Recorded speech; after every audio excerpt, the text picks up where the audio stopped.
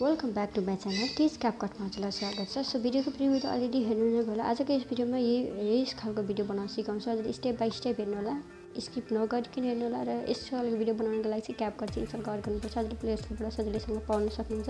हजुरले इन्स्टल गरिसकेपछि क्यापकटमा क्लिक गर्नु होला। क्लिक गरिसकेपछि यहाँ देख्न सक्नुहुन्छ यस्तो खालको इन्टरफेस। सो गरिसकेपछि न्यू प्रोजेक्टमा क्लिक गर्नु होला। क्लिक गरिसकेपछि हजुरलाई चाहिँ मैले एउटा भिडियो क्लिप चाहिँ राखिदिनेछु डिस्क्रिप्सनमा। यो भिडियो चाहिँ कम्प्लिट हेरेर मात्रै डाउनलोड गर्नु होला। गरिसकेपछि मैले फर्स्ट भिडियो क्लिप एड गर्नुपर्ने हुन्छ। भिडियो क्लिप एड गर्नु होला र एडको अप्सनमा क्लिक गरेर गर्नु होला। गरिदिइसकेपछि अब हामीले फर्मेट दिनुपर्ने हुन्छ। एक्सप्लोर गर्नु होला र फर्मेटमा क्लिक गर्नु होला। 9:60 को फर्मेट चुज गर्नु होला। गरिसकेपछि फेरि ब्याक गर्नु होला। गरिसकेपछि यहाँ देख्न सक्नुहुन्छ यसलाई चाहिँ म्युट गरिदिनेछु। गरिदिइसकेपछि अब हामीले इन्डिङलाई रिमुभ गरिदिनुपर्ने हुन्छ र इन्डिङलाई सिलेक्ट गरेर रिमुभ गरिदिनु होला।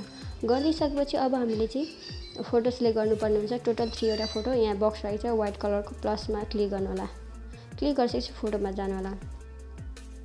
फोटोमा गइसकेपछि यहाँ देख्न सक्नुहुन्छ मैले फोटो लिनेछु 3 वटा फोटो लिनेछु। लिन सक्नुहुन्छ हजुरले। सो लिइसकेपछि एडमा क्लिक गर्नेछु। क्लिक गरिसकेपछि हामीले यसलाई ड्युरेसन पनि दिनुपर्ने हुन्छ र फिट पनि गर्नुपर्ने हुन्छ। यहाँ फिट छैन। सो क्लिक गर्नु होला र 2 फिङ्गरको मद्दतले जुम गर्नु होला। यसरी यसलाई पनि जुम गर्नु होला। यो चाहिँ ठिकै रहेछ, अलिकति जुम गर्नु होला। गरिसकिसकेपछि अब हामीले यहाँ देख्न सक्नुहुन्छ हामीले ड्युरेसन दिनुपर्ने हुन्छ फोटोलाई। फर्स्ट फोटोको ड्युरेसन रहेको छ 1.9 र सेकेन्ड फोटोको ड्युरेसन रहेको छ 2.6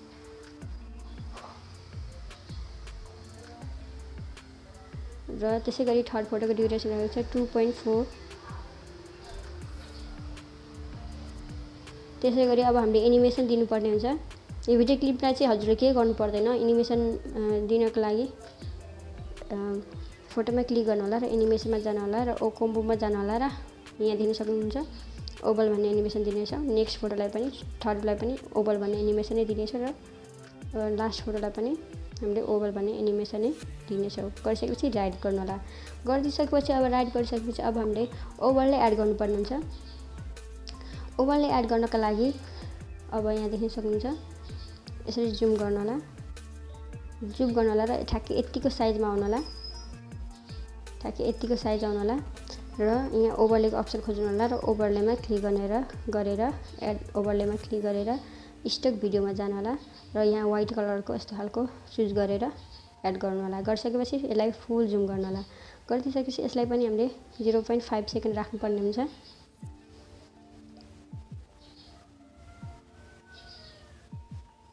सो राखिसकेपछि यसलाई पनि क्लिक गरेर फेरि यसलाई स्प्लाइसमा क्लिक गर्नु होला। क्लिक गरिसकेपछि ओभरलेमा क्लिक गर्नु होला। गरिसकेपछि राइट गर्नु होला। गरिसकेपछि फेरि यसलाई एनिमेसन दिनुपर्ने हुन्छ। एनिमेसनमा जानु होला। फेरि इनमा जानु होला।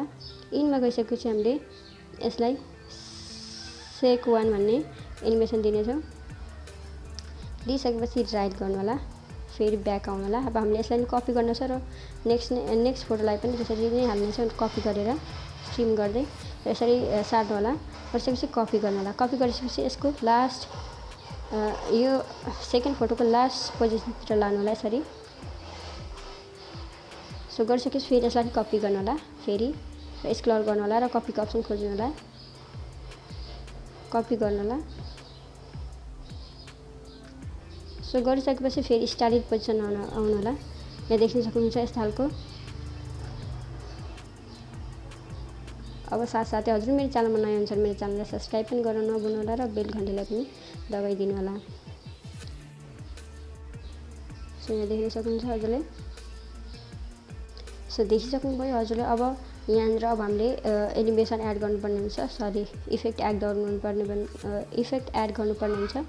सो इफेक्ट्समा क्लिक गर्नु। ठ्याक्कै यहीँनिर आउनु होला। स्टार्टेड पोजिसनमा नजानु होला। बिचको ठ्याक्कै अगाडि साइडमा ठ्याक्कै जानु होला। अगाडि ठ्याक्कै भिडियो इफेक्टमा जानु होला र बेसिकमा जानु होला र स्क्रल गर्नु होला। सेक भन्ने इफेक्ट खोज्नु होला र सेक भन्ने इफेक्टमा क्लिक गर्नु होला र यसलाई माथि रहेको छ रेड कलरको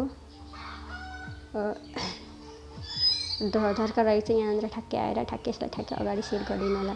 फेरि यसलाई कपी गर्नु होला, फेरि यसलाई ट्रिम गर्दै लानु होला, यसरी ट्रिम गर्दै ठ्याक्कै यसरी अगाडि राखिदिनु होला। फेरि यसलाई नि कपी गर्नु होला र ट्रिम गर्दै लानु होला।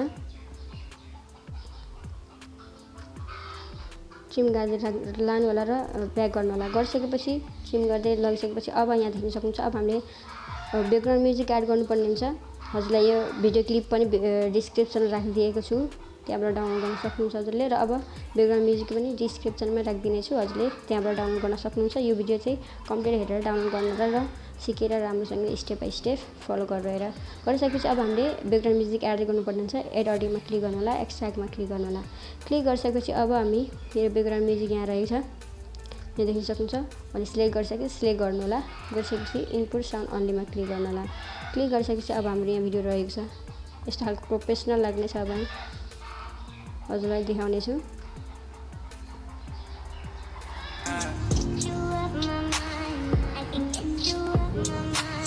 देख्न सक्नुहुन्छ अब हाम्रो भिडियो एकदम तयार भइसकेको छ। अब हामी ग्यालेरीमा सेभ गर्नको लागि माथि एरो कप्सन रहेछ त्यसमा क्लिक गर्नेछौँ। Thank you so much. Next भिडियोमा भेटौँला अब हामी।